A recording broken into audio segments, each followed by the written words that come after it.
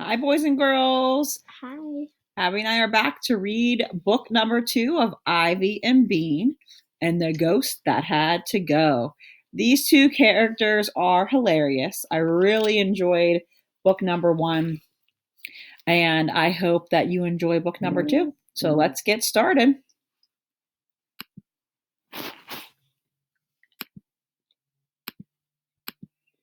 Okay. The gymnastics club. Let's think. What is Bean doing in that picture? Well, let's find out. 1, 2, 3, 4, 5, 6, 7, 8, 9, 10. Wham! Bean crashed into the grass. Ouch, said Ivy, peeking through a hole in her sandwich. Doesn't that hurt? No, I'm just dizzy, said Bean. She sat up and the playground began to tilt. She lay down again. Now Emma stood up. She lifted her hands above her head, took a big breath, and began. She did 9 good cartwheels before she fell on her head. Are you all right? Ivy asked Emma, with her mouth full of peanut butter. Sort of, said Emma. Now it was just Zuzu's turn. Zuzu was the best cartwheeler in the gymnastics club. She was also the best backbender. She could do 7 roundoffs in a row.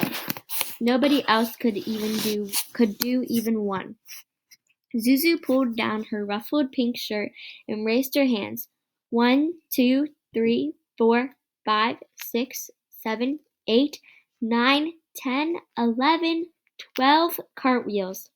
And still Zuzu landed on her feet. Then she arched over backwards. She flung her arms over her head and made a perfect backbend. She looked like she turned over pink. She looked like a turned over pink teacup. Then she rose back up, boing, like a doll with elastic in its leg. Wow, said Ivy. Bean jumped up. She just had to do 12 cartwheels. Stand back, she yelled. Wait, said Zuzu. What about Ivy?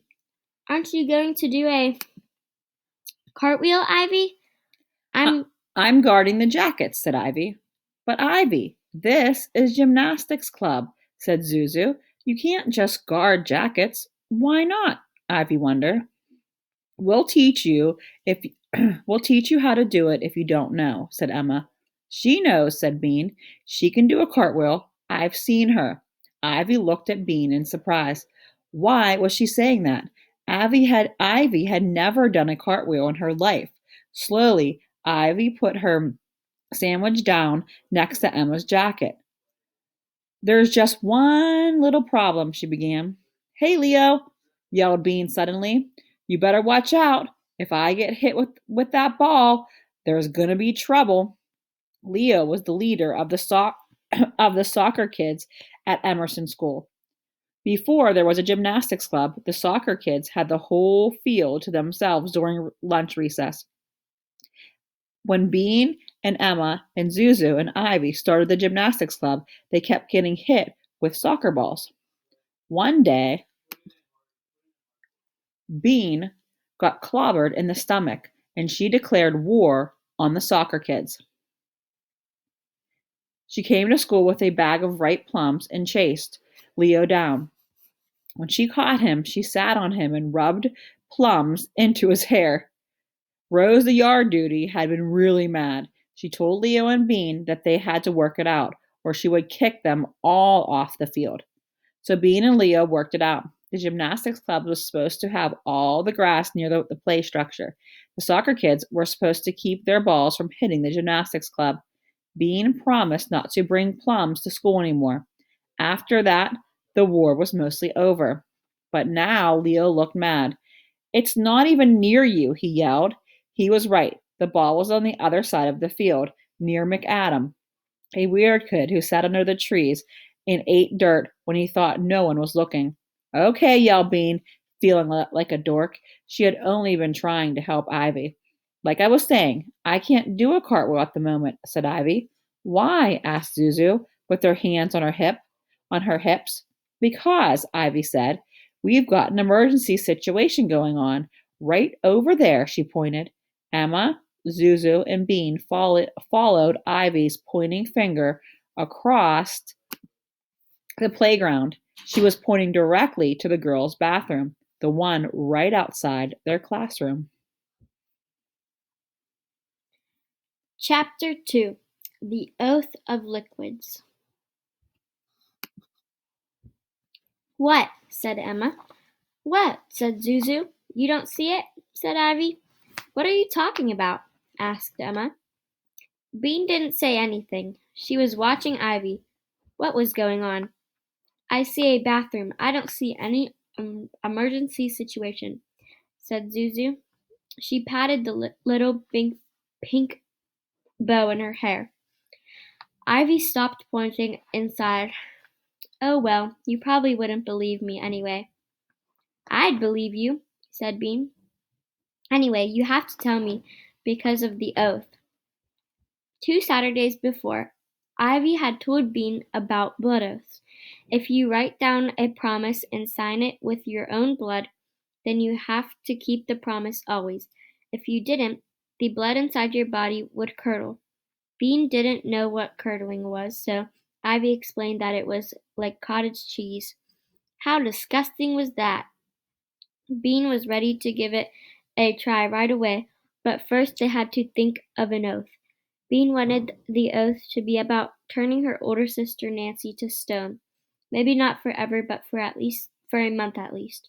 Ivy said no. It had to be something they could do for sure. In the end, they promised to tell each other all their secrets for the rest of their lives. Ivy wrote down the words with a silver marker. It looked very fancy. The problem was that the oath had to be signed at midnight. They tried for 3 days. Ivy tried staying awake until midnight. Bean tried waking herself up at midnight. They both tried sleeping on the floor so that they would be really uncomfortable and wake up. Nothing worked. Ivy said it would be almost the same if they did it at the stroke of noon. The two girls squished into Bean's old playhouse, and Ivy read the oath in a very serious voice. Then she got out a pin. She held it right above her finger, ready to stab herself. Almost ready to stab herself. Blood attracts vampire bats, she said suddenly. Vampire bats, said Bean. Yeah, bats. They drink blood. Mostly they drink cow blood, but they might get attracted to us if we sign the oath with blood. She put the pin down. Bean understood. Poking your finger with a pin didn't seem like a big deal until you were about to do it. She didn't really want to poke her own finger either. I wouldn't want to poke my finger, but they both felt disappointed. A blood oath had been such a great idea. Why does it have to be a blood oath? Asked Bean. Why couldn't it be something else from inside us? Like what? Ivy looked interested. Boogers. Yuck, said Bean. No. What about spit? Ivy said spit would be all right, I guess. I don't want my spit to curdle either.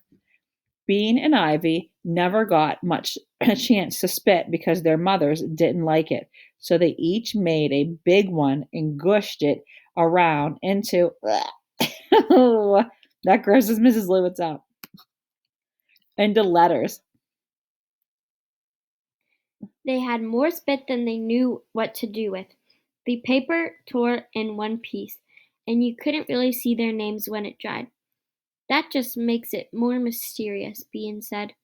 It's an oath of liquids, said Ivy. A powerful oath. So now Ivy had to tell her secret to Bean. Excuse me, said Ivy politely to Emma and Zuzu. She pulled Bean a few steps away. This morning, whispered Ivy, when I went to the bathroom, I got a funny feeling like I was walking through a cold mist, and even though it was warm, I began to shiver. My teeth were chattering like this. Ivy smacked her teeth together.